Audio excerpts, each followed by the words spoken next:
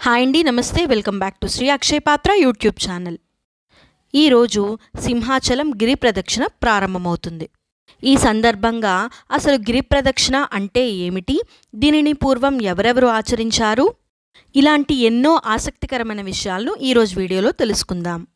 వీడియోలోకి వెళ్లే ముందు మీకు కనుక మా ఛానల్ నచ్చినట్టయితే లైక్ చేయండి, షేర్ చేయండి, సబ్స్క్రైబ్ చేయండి, ఇంకా బెల్ సింబల్ మీద క్లిక్ చేయండి. సింహాచలం దక్షిణ భారతదేశంలోని ముఖ్యమైన వైష్ణవ పుణ్యక్షేత్రాల్లో ఒకటి. ఇక్కడ నరసింహస్వామి వారు సంవత్సరంలో 12 గంటలు మాత్రమే నిజరూప దర్శనమిస్తారు. మిగిలిన రోజుల్లో స్వామివారు చందనం పూతతో మనకు దర్శనమిస్తూ ఉంటారు. ప్రతి సంవత్సరం ఆషాఢ శుద్ధ చతుర్దశి నాడు సింహాచల గిరి ప్రదక్షిణం ప్రారంభమవుతుంది.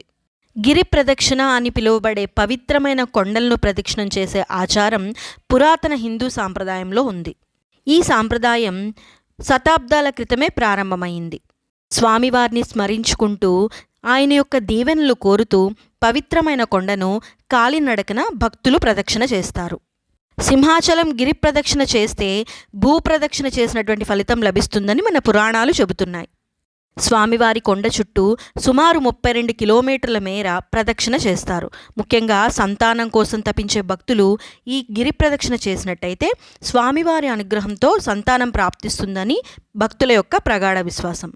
అయితే ఇక్కడ తెలుసుకోవాల్సిన ముఖ్య విషయం ఏమిటంటే, సింహాచలం క్షేత్రానికి ఈ 32 సంఖ్యకి అవినావభావ సంబంధం ఉంది. ఈ 32 సంఖ్య ఎంతో విశిష్టమైనది. ఎందుకంటే స్వామివార అవతార విశేషం ఇందులో దాగి ఉంది. హిరణ్యకశ్యపుడి సంహారంలో నృసింహావతారంలో స్తంభం నుంచి ఉద్భవించినటువంటి శ్రీమన్నారాయణుడు 32 రూపాలను ధరించినట్లుగా క్షేత్ర మహత్యం చెబుతోంది. ఇందుకు నిదర్శనంగా ఆలయ బేడా మండపంలో 32 రాతి స్తంభాలున్నాయి. ఆ 32 రాతి స్తంభాలపై స్వామివారి యొక్క నృసింహ రూపాలు దర్శనమిస్తూ ఉంటాయి. అలాగే ఈ గిరి ప్రదక్షిణలో భక్తులు 32 కిలోమీటర్లు ప్రదక్షిణ చేయాల్సి ఉంటుంది. దీన్ని బట్టి మనకు 32వ సంఖ్యకి స్వామివారికి ఉన్న అవినావభావ సంబంధం తెలుస్తుంది కదండి. ఈరోజు సాయంత్రం 4 గంటలకు భక్తులు కొండ దిగువన ఉన్న తొలిపావంచ దగ్గర నుండి ఈ గిరి ప్రదక్షిణను ప్రారంభిస్తారు. తొలిపావంచ అంటే కొండ ఎక్కే మొదటి మెట్టు.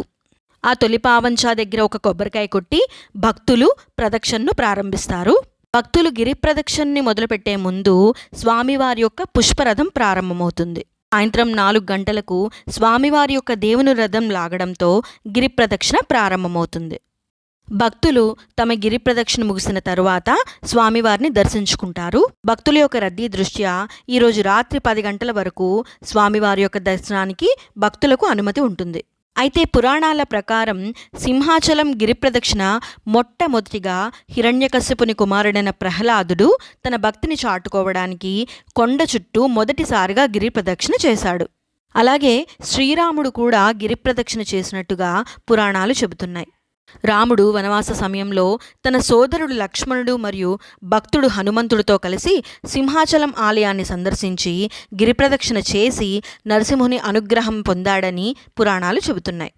తరువాత జగద్గురువు ఆదిశంకరాచార్యుల వారు, శ్రీ రామానుజాచార్యుల వారు, శ్రీ చైతన్య మహాప్రభు, శ్రీ నింబార్కాచార్య, శ్రీ వేదాంత దేశిక, ఇలా ఎంతోమంది వైష్ణవులు ఈ ఆలయాన్ని సందర్శించి గిరిప్రదక్షిణ చేసినట్లుగా పురాణ వచనం.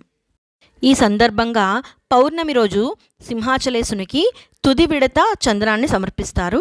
ఈ గిరి ప్రదక్షిణ మరియు పౌర్ణమి సందర్భంగా స్వామివారి యొక్క ఆర్జిత సేవలన్నీ రద్దు చేయబడతాయి.